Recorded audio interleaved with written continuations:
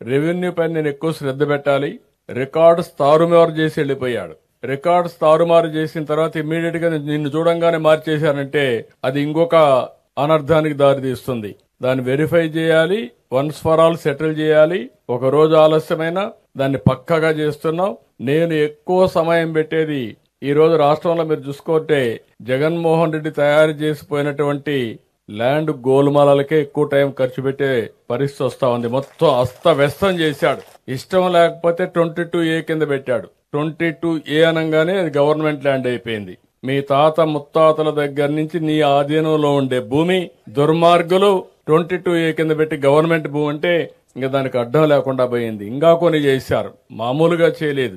ఎవరైనా ఆయన మాట వినకపోతే లేకుంటే వాళ్ళ నాయకులు ఆ భూమి కబ్జా చేయాలంటే ఇవ్వకపోతే దాన్ని కూడా 22 కింద పెట్టేశారు, 22A కింద పెట్టేశారు. నాకు వచ్చే పిటిషన్ లో 100% 22A కింద ఉండే భూములే వస్తున్నాయి. సొంత భూములు మీరు గుర్తుపెట్టుకోవాలి. దాని మీద నేను తప్పకుండా శ్రద్ధ పెడతా, యాక్షన్ తీసుకుంటాను.